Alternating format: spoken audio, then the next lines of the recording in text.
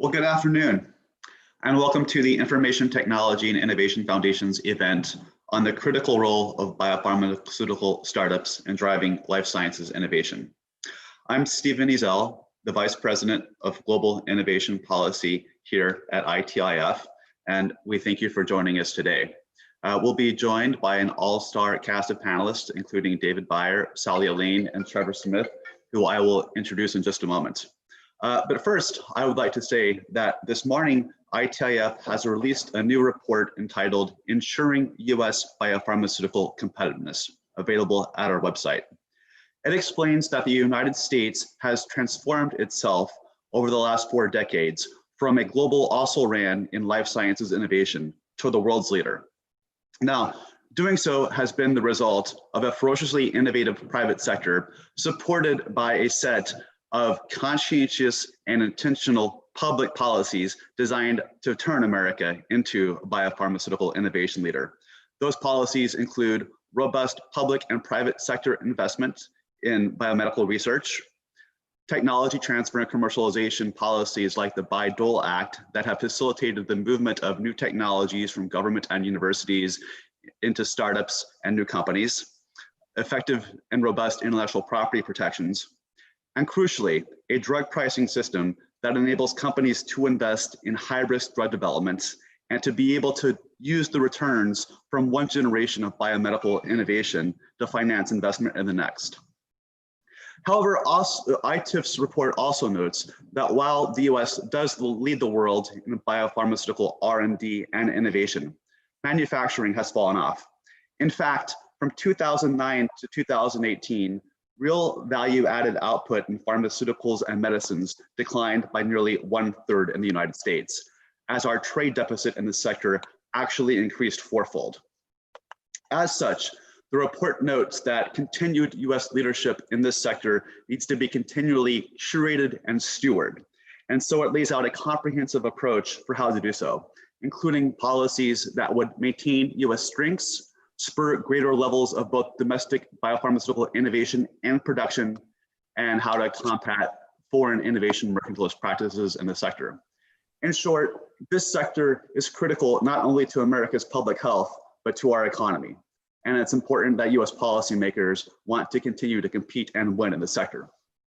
Now, beyond this, the report discusses how critical startups are to America's life sciences innovation system. In fact, biotech startups account for 2/3 of US biopharmaceutical enterprises and contribute 12% of employment in the sector. More than that, they are highly innovative and willing to invest in high-risk research. In fact, America's biotech startups have an R&D intensity rate of 62%, and they attract nearly 3/4 of the world's venture capital investment in the sector. So today we want to have a conversation about how America can continue to provide a policy and innovation environment and ecosystem where these biotech startups can continue to flourish and to forge effective partnerships with government, universities, and other companies in the private sector. So with that, let me introduce our speakers, who will provide about 5 to 7 minutes of remarks, and then we'll open it up for questions. First, we'll hear from Mr. David Beyer, who is Managing Director for Bay City Capital. David is a globally recognized leader in healthcare policy, healthcare economics, regulatory and government affairs, and product commercialization. David has served on senior management teams for both Amgen and Genentech, and he served as a chief domestic policy advisor to Al Gore during the Clinton administration.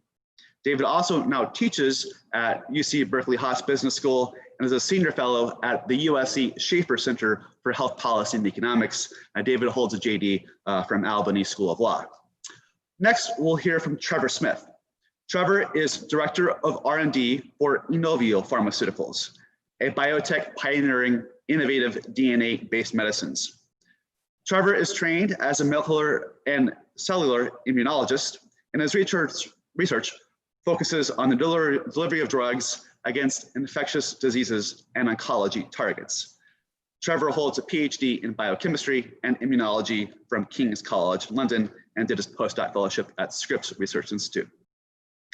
Lastly, Sally Elaine is regional head of J-Labs, Johnson & Johnson's innovation incubator, where she sets the strategic direction and oversees all operational activities in the Washington, D.C. area. Sally previously served as Senior Director, Strategy and Operations on the Global External Innovation Team for Johnson & Johnson. And before that, she led an R&D team with Janssen's Immunology Division. Sally holds an MBA from Berkeley, the Haas School, and a Master's of Science in Microbiology and Immunology from Virginia Tech University. Now, before I turn it over to David, I just want to say that we welcome you to submit questions to our panelists during this conversation. You can do so via the Slido application available on the webpage for this event. And we already see some questions coming in, so thank you for that. Okay, with that introduction, David, thank you for joining us, and we welcome your comments. Thank you, Steve. First, thank you to ITIF, to you and to Rob Atkinson, and congratulations on the fantastic report that you put out this morning. I've read a lot of reports about this subject, and this is one of the best, if not the best, I've ever read. So I would commend that report to everybody's attention. It's worth taking a look at and looking at in detail. Let me start with the recognition that we're in the middle of a pandemic. And in the pandemic, the opportunity for healthcare scrutiny has increased. One of the most dramatic changes has been in the attitude towards the pharmaceutical or life science industry by many members of the public, because I think there's a broad and deep recognition that in order to deal with infectious disease and chronic conditions as well, it's necessary oftentimes to have a safe and effective pharmaceutical intervention.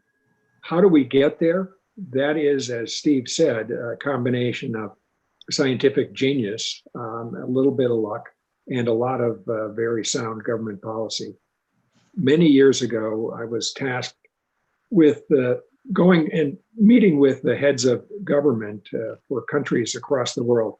And their basic question was, how do we get a sound life science policy? And it always came down to 5 different components. And the first is science funding. The second is a strong science-based regulatory system. Third, strong intellectual property protection. Fourth, adequate healthcare insurance. And fifth, market-based pricing system. So let me go through those 5 topics and offer a brief commentary about each and sort of where we are. In general terms, I think the United States is in a good position, but there are some risks and there are some challenges. On science funding, I think we're much better off than we have been in the sense that the National Institutes of Health has received dramatically increased funding from the Congress, but we're not where we need to be. We're not close to the level of R&D spending as a percentage of gross domestic product to where we need to be. On the other hand, the pharmaceutical and life science industry has dramatically increased the amount of money they're spending on R&D, somewhere between 3 and 4 times. That's 300 or 400% of the NIH spending. So the third component of that R&D spending is universities. And in combination, those 3 entities, when they cooperate and use their R&D power, can produce a lot of scientific breakthroughs. Everything from the Human Genome Project to more recently CRISPR-Cas9 and gene editing. The second component is science-based regulation, and that's in well-resourced agencies like the FDA, EMA. That is, decisions about whether a drug is safe and effective have to be based on a scientific and background and not on the basis of politics. Third, intellectual property. The United States has the strongest or one of the strongest intellectual property systems in the world. The key to intellectual property is knowing where the metes and bounds of property right exist. That is, where the property line exists. How easy is it to get it? How certain are you to be able to enforce it? I think the ITIF report lays out some of the challenges in that sector. The fourth component where the United States is weakest is health insurance coverage. We are substantially weaker than any other developed country in the world. Without health insurance, the wonders of life science innovation can be denied to way too many people, especially people who have less economic advantage and communities of color. The last component, and the one that ITF report deals with, I think, effectively, is what I call relative pricing freedom. That is a system that isn't completely market driven. We have a number of price control like mechanisms, limitations on price and Medicaid and things like that. But in general, prices of pharmaceutical products are set by market conditions. And that is a valuation of the merit of a particular intervention. So in sum, I think the US biopharmaceutical industry is in good shape. And as we turn to questions, there are a couple of specifics that I want to comment on, but I won't do so now. One is our relationship with China. And second is the topic Steve raised in his introduction, that is the role of domestic manufacturing. What should we strive for? What's a commodity? How do we deal with supply chain management and things like that? So let me just close it out with, again, praising ITA for having this forum, and I look forward to the rest of it. Thank you. Great. Thank you very much, David. Trevor, understand we're having difficulties with the camera today, so thanks for trying to work through that. But we have you on the line nevertheless, and appreciate your comments from Inovio Pharmaceuticals, and also be of interest, if we can, to hear about the work on vaccines of sort of the coronavirus that you're working on. Yeah, sure. Thank you. Yeah, sorry about the technical difficulties, but I have, I think, what they call a radio face anyway, so at least you can hear me. But yeah, I can give an overview of some of those things. And again, thank you to the ITIF for the very valuable work you did do. The document you just released was very thorough and very impressive documents, and David covered some of the highlights of that very eloquently. I can give you maybe a personal view on my career as a research scientist. So yes, like with the introduction, I'm a trained, pretty basic scientist who, throughout his career, has provided really important, has been provided with really important governmental funding to establish a career. I started my career in the UK, completed actually my PhD at Imperial College before crossing the pond to come to the United States, and I worked at Scripps and Torrey Pines Institute doing postdocs, again provided by funding from the NIH this time. I could do this because of the visa program available to us. It was a J1 visa, so I can pass on that. And then actually, pretty much once I transitioned to the green card, I came over into industry. So started working at Inovio back in 2012. At that point, it was a pretty small biotech, and about 50 people on staff, and one program, well, lead program then, which was in phase 2, which was an HPV therapeutic vaccine targeting cervical dysplasia. So during our time, I've been involved in a lot of the basic research and lots of the innovative projects which we've been working on. So quite right, this is DNA medicine. So we deliver what I consider, which is a biological piece of software which instructs the body to produce therapeutics. And, these can be functional monoclonal antibodies or vaccines. So lots of governmental funding has allowed us to develop these therapies. We've received funding through the Defense Advanced Research Project Agency and DARPA to work on Ebola, and other foundations as well. So the Bill and Melinda Gates Foundation, both our COVID-19 program and recent influenza program as well, and also the CEPI Foundation. So I'm going to give you an example of our vaccine program and how it's obviously not just our biotech, but biotechs have really stepped up to this challenge, and the whole field has been mobilized in an unprecedented manner to respond to COVID-19. And it really started, and what's really important is the sharing of information. When the information of the virus sequence was shared online by the Chinese scientists, which isolated it.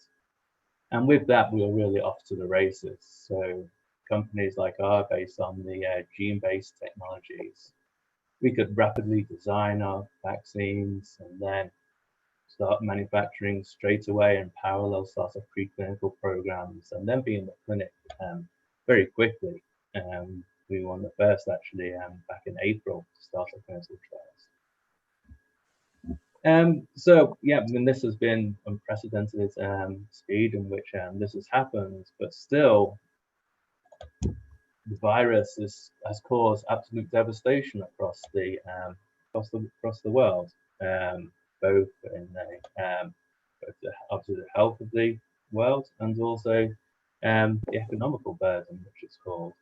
And we need to be, because these pandemics will occur again in the future, and we need to be more prepared. And that's really going to take investment in these new technologies, so that we're at a point in the future when the next pandemic does hit, that we can be in front of this and to rapidly be into the clinical trials and testing the vaccines and not have the say the devastating effect which this virus has had. And that's going to take some serious government investment in the technologies at both the research level and manufacturing, so we can scale up, because this is obviously it's a global world which we live in. So yeah, be providing vaccines and therapeutics to the world. And it's going to take it also, what I've experienced and very fortunate, is bringing through a new generation of scientists. And that's going to be, it should be a real focus of the developments in the next years. And I really hope America would be leading this charge. And with that, I'll thank you again for the excellent document in which your group has provided us, and look forward to the discussion today. Well, thank you, Trevor, for your remarks and for Inovio's work on developing a new-to-the-world vaccine for the coronavirus. We appreciate that. Thank you. Sally.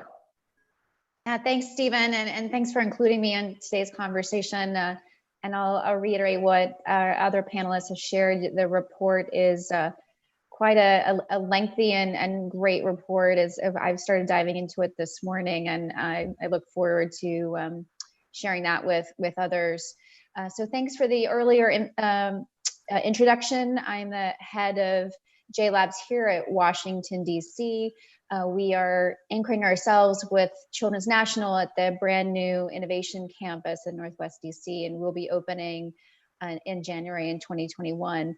So let me talk a little bit about what we do at Johnson & Johnson Innovation in partnership with Johnson & Johnson and our sectors. So we really believe an idea can come from anywhere. So as we drive our internal research and development and portfolios, we know we can't just do innovation alone. So we really do work in the external space to find the best science, the best technology, and some of the best entrepreneurs. And we do that through Johnson & Johnson Innovation and a number of different business groups. We've done that globally by really embedding ourselves into ecosystems where we see the best innovation and entrepreneurs and startups. And the different business groups are really footprinted all over the globe. I'll start with our innovation centers are globally located in 4 locations. And that group is doing a lot of landscaping work, understanding what's in the external space, whether that's startups and entrepreneurs working on assets or platform technologies. And they're really driving our sector needs for innovation and ideas. They are also the experts in the field at our innovation centers. Embedded in our innovation centers is also our strategic investment arm, JJDC. So as we work with external companies and want to do a partnership deal, we are a full transaction office at our innovation centers. And then our JJDC group works within the innovation centers and does make capital investments, venture investments into external companies through our partnerships. And then also our JLabs business group. So we are globally located. Our 13th site is opening here in Washington, DC. And we are an incubator for startups and entrepreneurs. So we want to, bring the best in to our incubators. We are a no strings attached incubator. We want entrepreneurs to really use their capital to move their research and development forward. So how can we provide access to not only research space and capital equipment, but really give our entrepreneurs and startups access to resources and mentorship. So we want to partner all of our companies at our JLab sites, and we do partner them with the experts within Johnson & Johnson, so we can help them move their innovation and science forward faster, and also provide additional tools like our investor hubs and our programming to really drive the ecosystems that we have. Fantastic, Sally. Well, thank you very much. Really love that you're creating new pathways for entrepreneurial biopharmaceutical technologies to come to market, and that's so important to create the mechanisms through which these ideas can flow out of universities and be connected into the ecosystem. Well, wonderful. Well, thank you all very much for those introductory remarks, and also for keeping them on time. That's unusual and wonderful.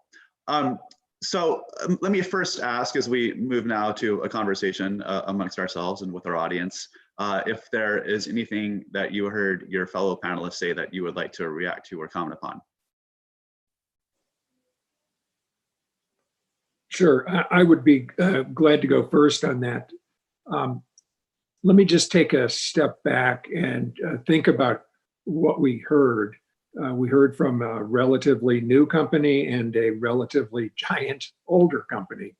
And the continuum of scientific innovation extends from the universities through incubators like JLabs, and then to smaller companies like Inovio, to the larger entity within Johnson & Johnson, who develop and then deliver medicines to patients. That continuum, however, is probably at risk if we don't take a step back and look at some of the fundamentals. And that starts with science, technology, engineering, and mathematics education, where the United States is substantially behind. And if we do not take care to make sure that we're educating everyone in our society who has a STEM potential, and that means intervening at the elementary school level, particularly on the basis of gender, where women have done extremely well, but in the process of going through high school, college, graduate school, and then within the industry, have experienced a dramatic fall off, sometimes by virtue of being discouraged. We need to deal with STEM, and we need to deal with other workforce issues like access to the best talent in the world in the form of immigration. We, the United States, represent roughly 4% of the population of the world. And so it would be arrogant and wrong to assume we have the best scientists just because we have currently a lead over many other countries in life sciences. Many of the scientific breakthroughs have come from immigrants, and a substantial portion of younger startup companies have senior management who were born outside the United States. So attempts to restrict immigration or underfunding STEM are two things that I think that we need to focus on and worry about if we're going to sustain the innovation engine that's the United States. Thank you, David. Thank you, David. I can comment maybe a little more on that, on the valuable environments which I have experienced, which have been very international. And that has been both at the academic level, so in laboratories, where people are receiving their training and bringing in new ideas. So, and America has really been at the forefront of that. And the labs I've worked at, we've had, say, scientists coming from Australia, from India, China, Europe, South America, all coming together and bringing their valuable skills and viewpoints.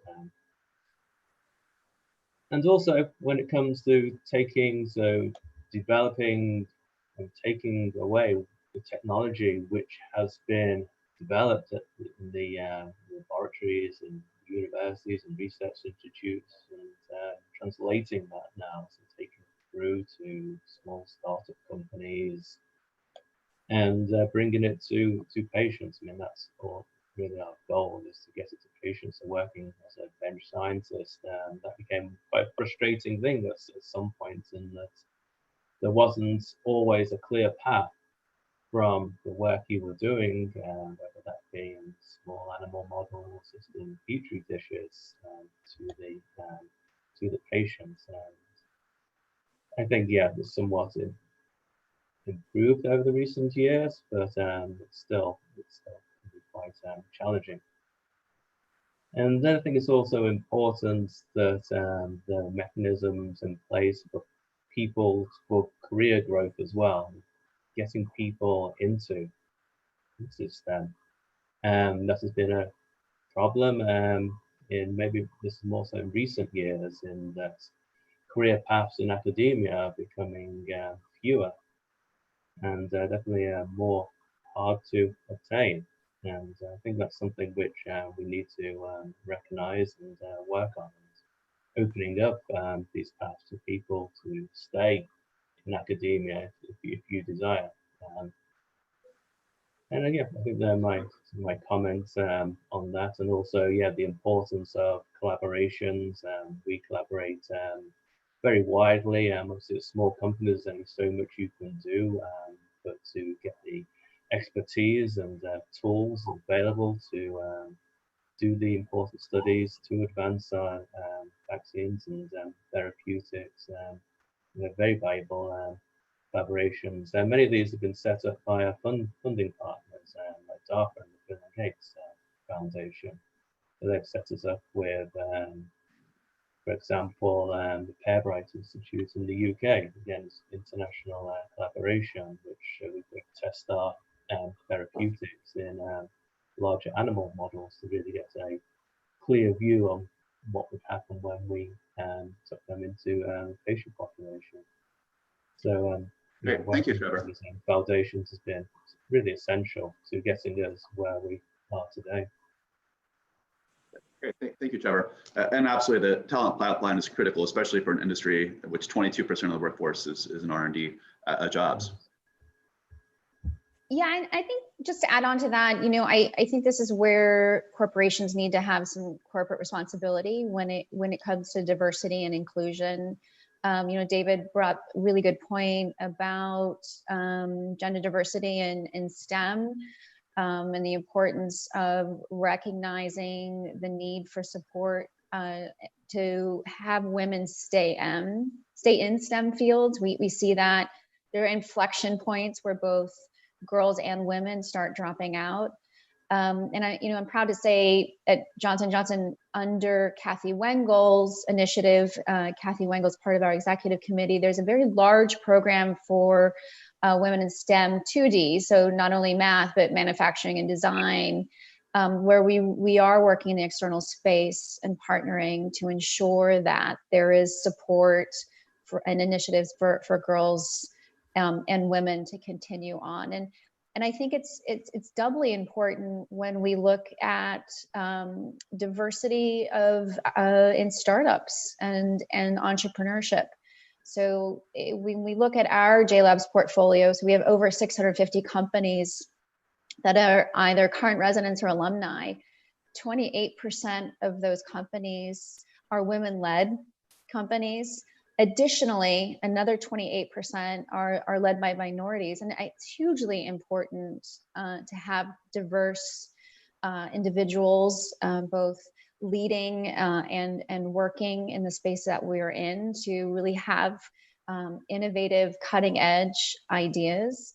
But to drive that, there needs to be capital investment in companies led by women and minorities. And that's, we hear right now that there could be a potential loss of investment in companies led by diverse individuals. So I think it's really important and really crucial time to ensure that that doesn't happen.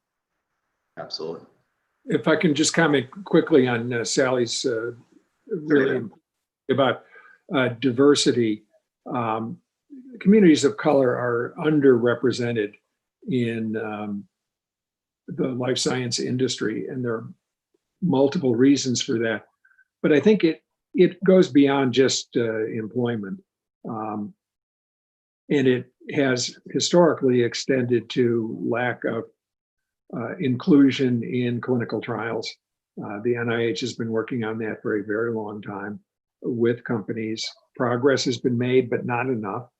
And then obviously, I think the COVID-19 situation has laid bare the inequitable access by communities of color to things like testing or quality care.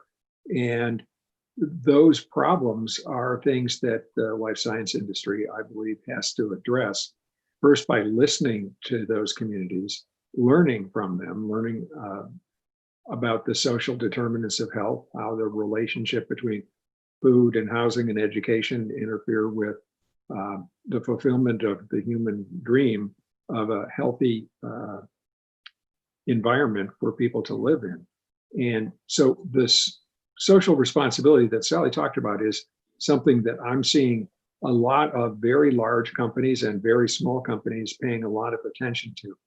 And tapping that potential can be a source of tremendous growth and opportunity. So in general terms, I'm hoping that this moment of a pandemic and a greater racial justice awareness can bring us to a much better place as we move forward. Great, thank you, David.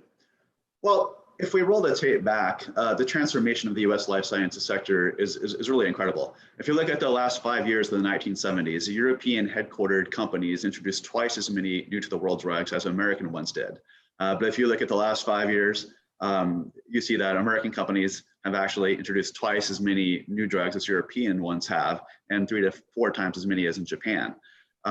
So the transformation of America into the world life sciences leader has been very impressive. But as you said, David, we can't rest on our laurels. We have to be continuously mindful of the policy environment that supports this innovation ecosystem. We're receiving a couple of questions online that maybe I'll refer to you about intellectual property and patents. I'll try and combine a couple of the questions, but one is that VC has migrated from biotech to software and social media over the past decade, partly due to weaker patent protections. What could be done to reverse this trend? And someone else asked, your statement about robust IP protections since the AIA, the America Invents Act, passed is perplexing because small businesses can no longer enforce their IP. So maybe David, you could try and combine some responses to those questions. Sure. Well, thank you.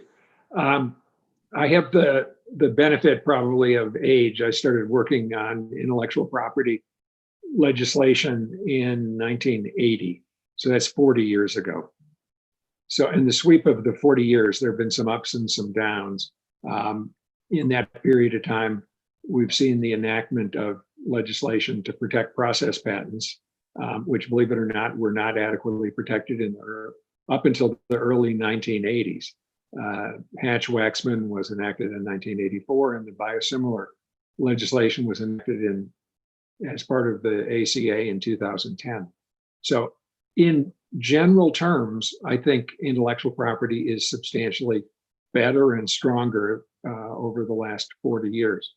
There are some steps along the way that I lobbied against, testified against, and I'm discouraged by. But in general, I think we've been progressing in an acceptable fashion. There's some things that, if it were up to me, I would have changed. I don't think the uncertainty of what could be perpetual reexamination of patents is a wise idea. I do worry about enforcement and the certainty of enforcement.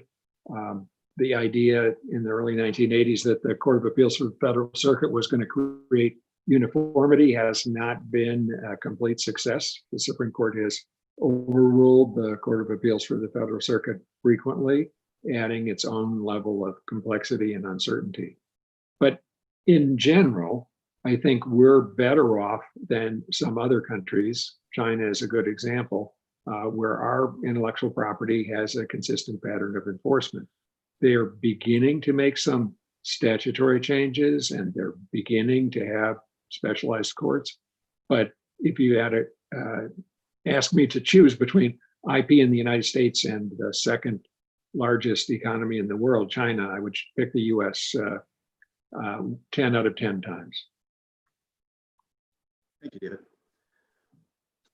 Sally, I'd be interested, perhaps you can comment on perhaps the kind of the entrepreneurial ecosystem in the United States and maybe a couple of angles.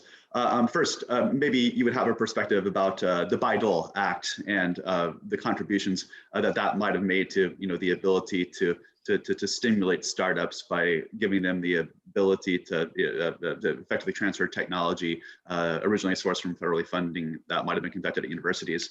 And also on a number of other levels, I gave a talk in Sweden last year about their entrepreneurial ecosystem and making recommendations that they should provide entrepreneurial leave to faculty and students, that they need to have a national program to kind of create incubators or accelerators at the university level to build skills for faculty and students around entrepreneurship. How have you seen that play out in the US and in your experience at JLabs? Yeah, and it's really interesting, and I think it's very different across certain regions of the United States with leading institutes and research centers and universities. I think the ones that I've seen that are doing incredibly well in that they're able to work with their Office of Science and Technology, technology offices to spin out their IP, whether that's to license it out, to bring it out of the university and put it in the hands of a startup or an entrepreneur. Those that are doing it incredibly well oftentimes have an accelerator attached to the university or research system. So an accelerator can take an early idea, very early stage, pre-discovery or discovery stage, oftentimes build expertise around that idea, that technology, that IP, and provide very early mentorship to get it moving forward. So how do you build out the project plans? What does the research and development look like? Oftentimes, those accelerators can bring in expertise to support those companies, bring in additional talent as part of the company, and then also provide support for access to early funding. So access to how to write the best application for an SBIR or grant funding mechanisms. So I think the ones that are doing it well have small, there's small accelerators attached to their universities that I think have some great portfolios. We then like to tap into those accelerators at JLabs. So by the time they've spent some time, time in the accelerator to get some data and oftentimes get proof of concept data, have some funding besides very, very early funding or grant funding. They've got sound project plans. They've got a great leadership and they've got the scientists and expertise they need to take it forward. And that's really where we can come in and bring them into our incubator and move them even faster. Fantastic. Actually, yeah, to second what Sally is, just through experience of colleagues and friends of mine who have worked in these incubators and the J Labs in San Diego, and come in very fresh. And like myself, trained as a scientist, but very little business experience and know how to get to the next stage, to get the funding, write the proposals, IP, etc. And working in these incubators has just been absolute one of the most valuable experiences for them, and help them get to the next stage. And I say they do work very well. Yeah, thanks, Trevor. I mean, I think part of it too is we're building ecosystems of like-minded individuals, so entrepreneurs and companies that can really also cross-pollinate. So beyond us providing mentorship, access to resources, and to help them move forward, these companies in our incubators are also cross-pollinating and helping one another. And we've been really great at pulling in a lot of companies that have done very, very well.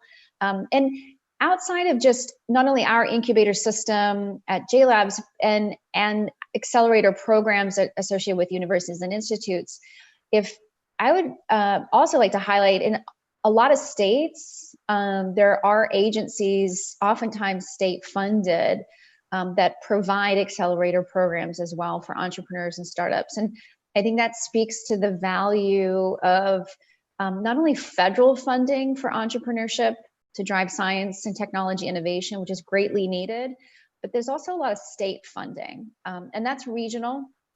I can speak highly of state funding here in Maryland, and a smaller amount in Virginia, but those state funding mechanisms for entrepreneurship is really crucial for a lot of companies. Sally, thank you for making that point. It actually responds to a question we've just received, which is, and I want to thank our audience for being so active. The question is, what role should local state governments play in incentivizing space for bio startups? I think you kind of answered that, but I don't know if you have anything to add.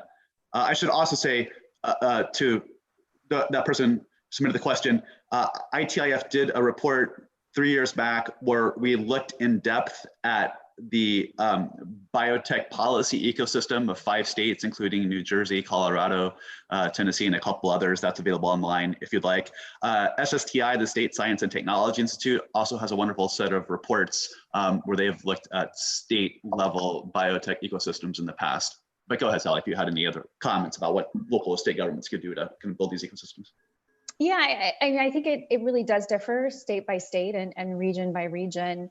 But it does speak volumes to the access to grant funding. So non-diluted funding for entrepreneurs and startups to get moving.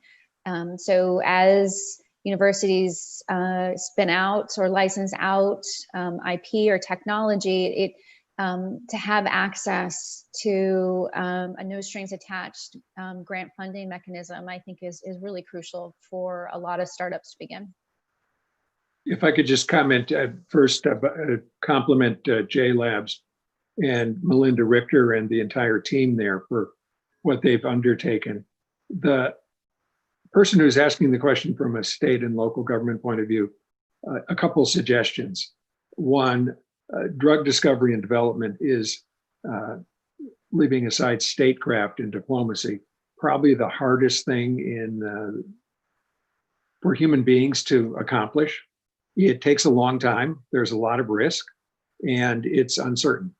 So when you undertake to try and grow the life science sector, you have to have a long-range plan. You have to have strong leadership, and you have to be very clear about what you're trying to accomplish. And it is not as easy as creating a new engineering capacity or an auto plant. And what that means is you have to understand the basic science is different from the translational science, which is different from the end stage development of clinical trials and approval of medicines. And there's a role for state and local government to support basic science and to encourage incubators. But the key component is the technology transfer part. That's hard to do, oftentimes way too slow, way too bureaucratic, and risk averse. And what that means for venture capital firms like the one where I have the privilege of working, that the translation from academic to commercial is too risky and will tend to look elsewhere. So the speed and clarity of technology transfer, which started with Bayh-Dole, is vitally important. And the more state and local government can understand that licensing process and facilitate it, working with the university community, the better. Great, thank you, David. A question, can you comment on the opportunity, need, or feasibility for startups in boutique, small batch, agile biomanufacturing in the US market? This is actually a topic that ITIF report addresses, saying that there's a real opportunity to bring back some of this continuous processing, biomanufacturing, biofabrication. David, you alluded that maybe you'd have a comment to make in the beginning on this. And maybe it also relates to a broader question about Buy American policies, which we're increasingly seeing. Is Buy American the right way to encourage more US biopharmaceutical manufacturing, or do we much more need to get the policy environment right to stimulate the innovation? Well, I think that's a complicated question, and so I'll take a minute or two to try and answer it. I think it's important to distinguish between the future nature of products that are going to come out of the life science sector. Stem cell therapies, cell therapies, and things like that are going to be really important because they're going to be targeted based on our understanding of biology and genetics. That manufacturing process we should encourage in the United States. The idea that we're going to suddenly transfer API, that is active pharmaceutical ingredient manufacturing, which is predominantly in China and India, to the United States, and that somehow is a dramatic manufacturing success, I think is a bit misleading. The idea of producing chemicals that are sold at commodity prices isn't a tremendous advance.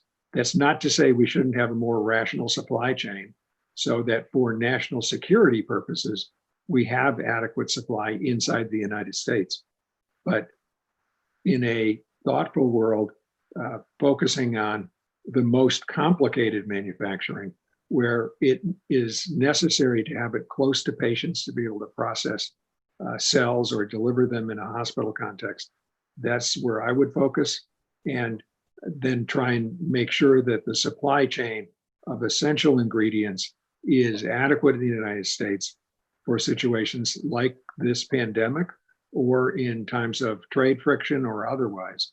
But to make it the exclusive focus and to use a blunt instrument like an all-inclusive Buy American, I think is not sophisticated enough for the challenges we face. Yeah, Stephen, can I add? I think there's an opportunity though for us here when it comes to innovation for manufacturing, and just to extend on from what David said. We think about supply chain, and we think of things like fill to finish. So our distribution of in our post-pandemic world of vaccines. And technologies in the space of supply chain distribution. So just to highlight, last year, pre-pandemic, JLab signed a multi-year partnership with BARDA. And that partnership is to identify science and technology needs for BARDA's portfolio.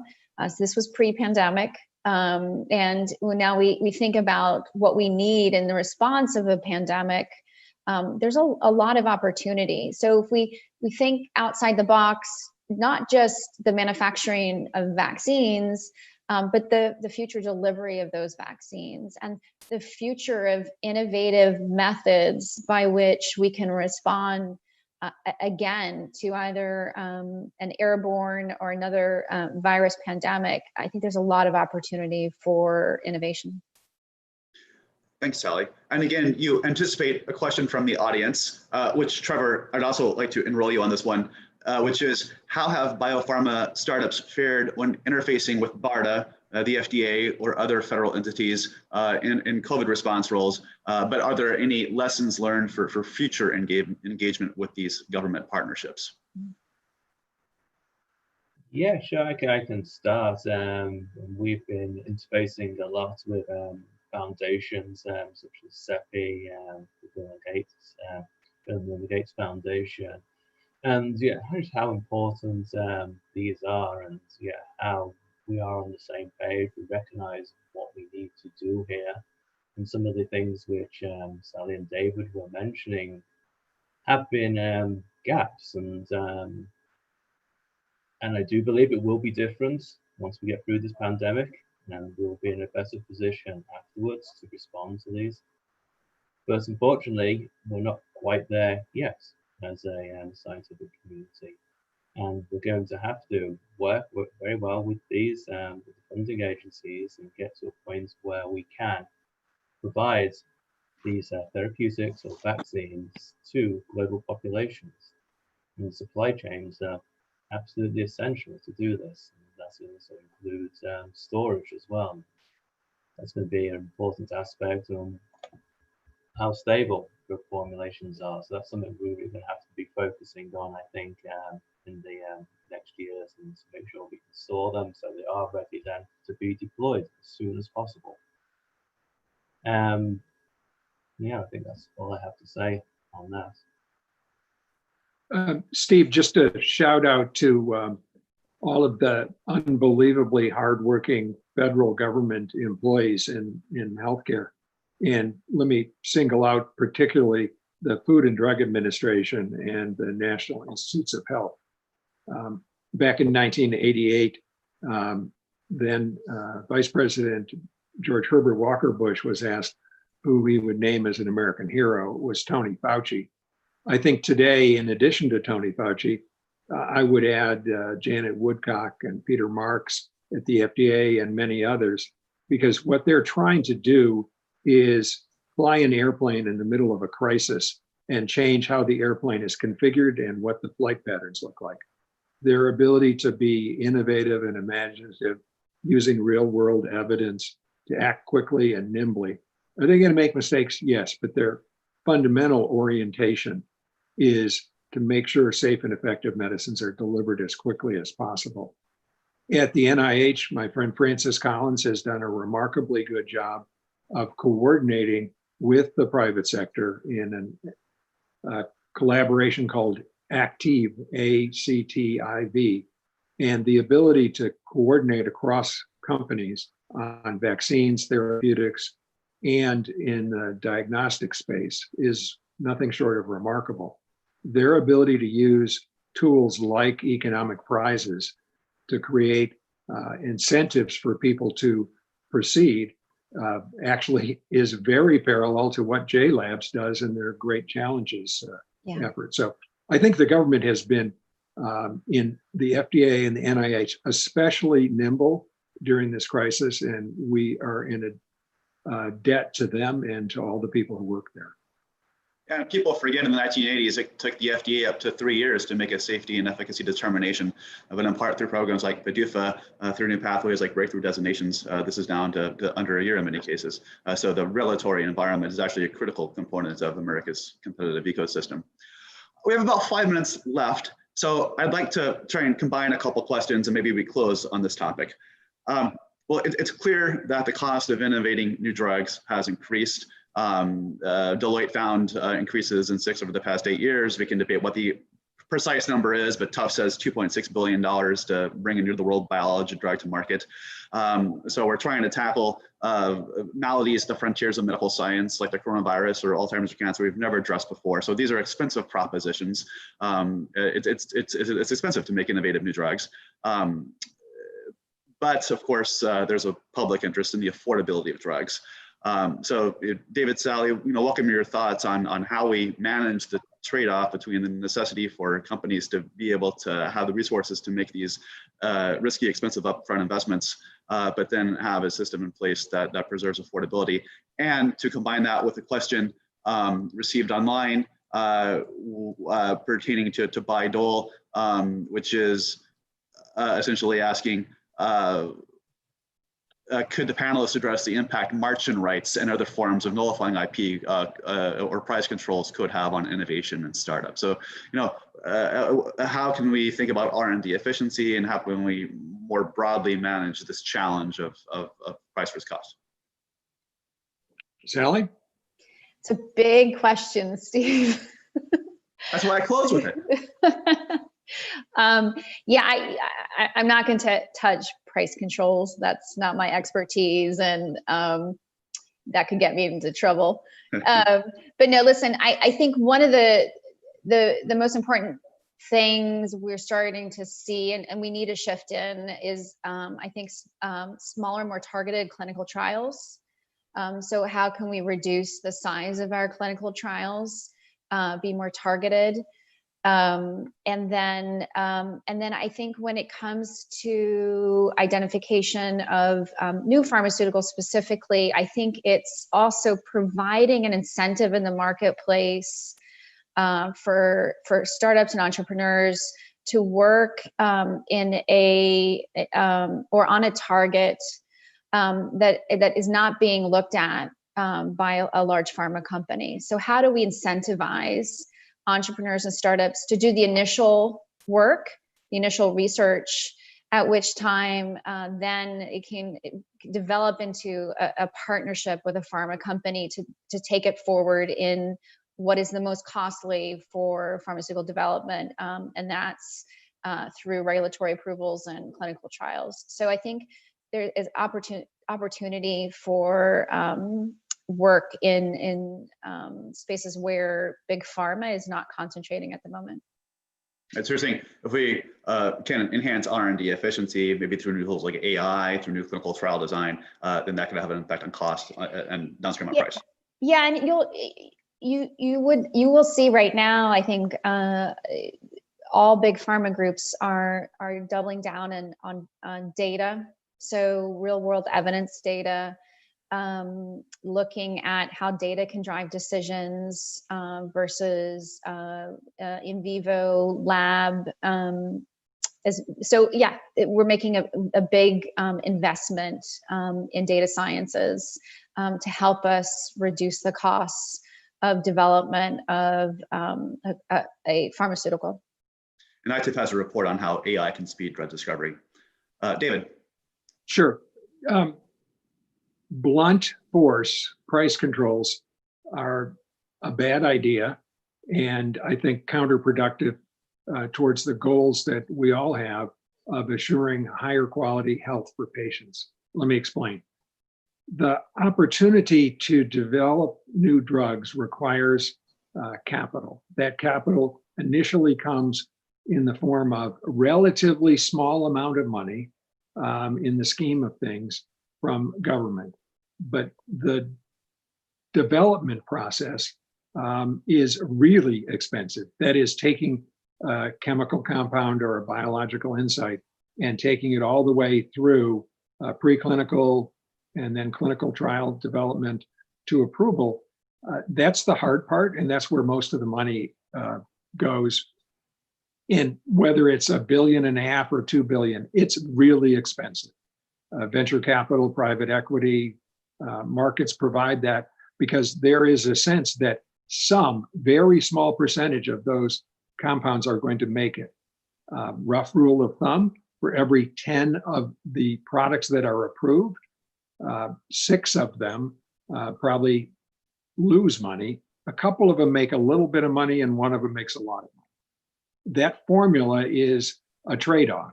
And that trade-off is at the end of patent life or exclusivity goes into the public domain, and 90% of the medicines that are developed and sold in the United States are generic drugs.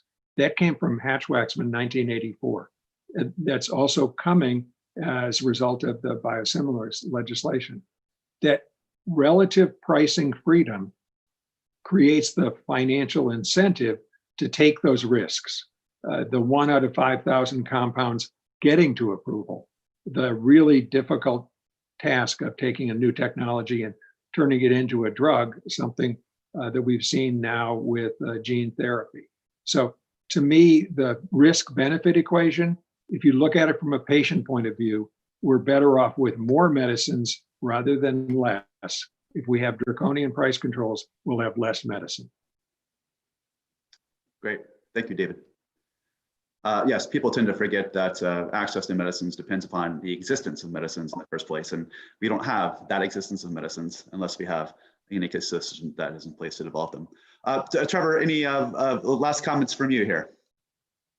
Yeah, just pertaining to the efficiency, it's just really emphasizing the importance of also sharing the data, getting the data out there, the accessibility of the data to everybody in the scientific community and outside of the scientific community.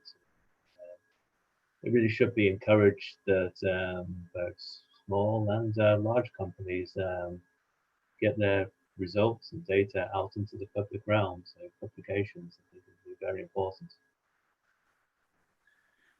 Great. Thank you very much, Trevor. Well, as we wrap up here at 1 o'clock, I just want to say that this report, Ensuring U.S. Biopharmaceutical Competitiveness, all 93 pages, is available on the ITF website, and we encourage you to review it. But with that, I want to say thank you to our panelists today, David, Sally, and Trevor. I think this has been a really wide-ranging and productive conversation, so we very much appreciate you joining us. Video of this event will be posted online by the end of the day in case you wish to share it with others.